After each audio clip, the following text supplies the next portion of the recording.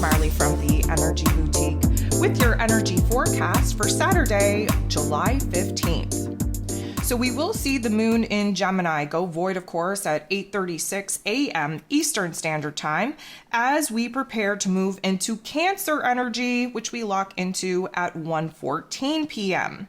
This is going to be an interesting dynamic because, of course, the moon is in her rulership in this Cancer energy. We are preparing for the new moon in Cancer that will be taking place on the 17th. And so we kind of move out of the heart and head space, especially where curiosity has been pushing us to be extroverted, to go out in the world, to have conversations, to be stimulated, to really retracting, really moving within ourselves. So especially when the moon shifts into this Cancer energy, suddenly our inner realms are going to be the major point of focus. We are definitely going to kind of want to keep to ourselves, definitely find comfort in what is old, tried, tested, and true, and realistically prepare for all of the feels over the next couple of days. So there are 9 different aspects here today, and 8 of them are going to involve the moon. The moon, still very much in the Gemini energy, is going to make a positive interaction with Pluto, the great transformer himself, who is retrograde in this Capricorn energy. What this kind of suggests is that we have done a lot of internal processing in our mental plane, in our emotions. We are definitely opening ourselves up to kind of rewriting the script, if you will, on the way it is that we think, that we feel. And because of that, it acts as a domino effect, creating the inner realm change and transformation that Pluto is pushing for us to have.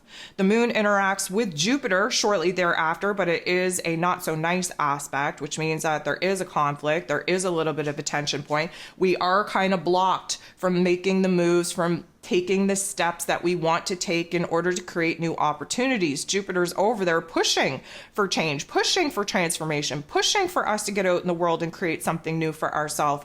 But the details, the feels, they're not in alignment yet. So therefore, the Jupiter energy, which can turn the volume all the way up and magnify whatever it is that we're thinking and feeling, it's really not supporting us in moving forward. What it's doing is supporting us in having a lot of big thoughts, big feels that we have to sit with, that we have to process, that we have to feel good about before we can take any action and make any moves on creating any new opportunities that we're currently contemplating.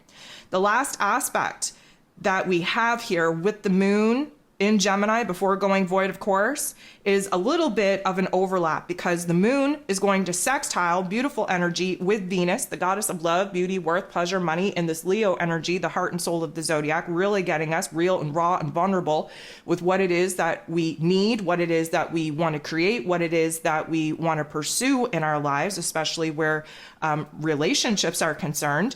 And then the moon goes ahead and squares off with Neptune, the higher form, the higher octave of Venus energy. So what we get here is a little bit of clarity, and then everything goes all to hell in a handbag. We're confused. There's a fog that comes over us. We're overstimulated. We're hypersensitive. We kind of get into the jam where we just want to shut down. At this particular point in time, this is where the moon goes void, of course, and it amplifies the insecurities, the doubts, the fears. It amplifies where we're not feeling so safe and secure. And while the moon is void, we're going to have a not so nice interaction with Pluto, who's definitely going to illuminate the darkest parts that we're currently thinking and feeling. Of course, the long-term goal, the long-term game for Pluto is to illuminate the darkness in order for us to turn it into light, illuminate the pain so that we can transform it into power. But right now, we're kind of unstable, and we're not able to do that transformation right now. Our heart and our head are going through a lot of just crumbling, if you will, in order for us to build ourselves back up in a better way. And the Pluto energy is just amplifying where the change and transformation is needed the most. The moon shifts into this Cancer energy, as I mentioned, 1:14 p.m. Eastern Standard Time. The moon in Cancer, the very first aspect that we're making is a sextile with the true node, the North Node in Taurus energy.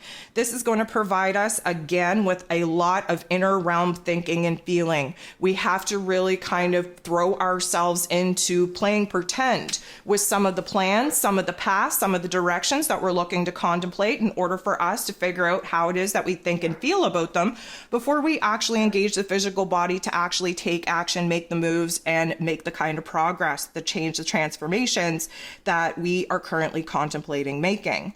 Now, Venus is going to go ahead and interact with Neptune, the higher octave of Venus energy, where we take inspiration, where we take dreams and visions and actually learn to bring them to life. But this is a not so nice interaction, which means that we have a tendency to see what we want to see versus what is actually there, especially where relationships are concerned and where money matters are concerned.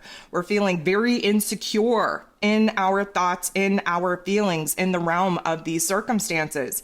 And of course, the dreaminess of Neptune, who is retrograde in this Pisces energy, can take us to kind of delusional land, where we paint a picture in the colors in which we want to see instead of appreciating the picture for the colors in which are being used. Again, we have a prettier version of ourselves, of our lives, of our circumstances, of the outcome in our imaginary land than versus reality.